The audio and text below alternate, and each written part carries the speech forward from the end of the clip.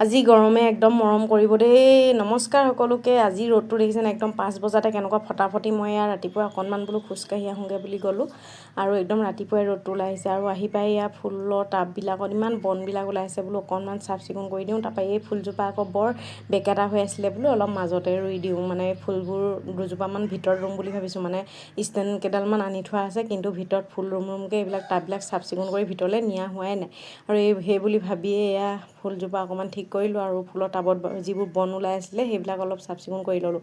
ফুলৰ টাব কিনি কিনি আমনি লাগিছে, মানে বৰষুণে ৰ'দে বাহিৰতে থাকে যে ফুলৰ টাববোৰ একেবাৰে দিন নাযায়। সেইবাবে এয়া ফুলবোৰ য'তে ত'তে পচাই থৈ দিয়া আছে আৰু মৰা পাতবোৰ ওলাই আছিলে, মৰা পাতবোৰ অলপ উঘালি দিলোঁ ফুলৰ মাজত থকা। এয়াই আৰু এয়া ফুল বহুত বেছি ভাল পাওঁ, কিন্তু ফুলনি বাৰীখন ভাল কৰিব পৰা নাই, ফুলবোৰৰ ভালকৈ যত্ন ল'ব পৰা নাই আৰু এইফালে সিহঁতক খুৱাই বোৱাই সকলো পঠিয়াই ল'লোঁ।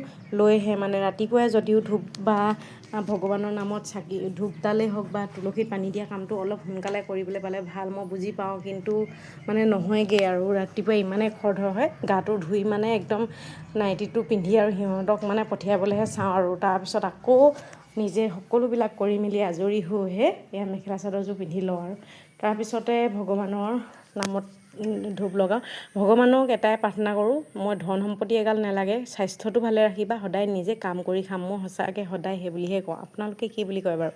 আৰু এইফালে একেবাৰে সাধাৰণ বন শাক ভজা হৈছিলে। মানুহজনে মানে বন শাক খাই বহুত বেছি ভাল পায়, তেওঁ বন শাক আনিলে আৰু কলডিল ভাতকেৰেলা ভাজি আৰু এইফালে মৰাপাতৰ দাইল এনেকৈ বনাই এয়া ধুনীয়াকৈ ভাতকেইটা খাবলৈ লৈছোঁ আৰু একদম তলতে পকাতে বহি ভাতকেইটা খাই ভাল লাগে গৰমত, নহয়নে? আজি গৰম মজা হ'ব দেই।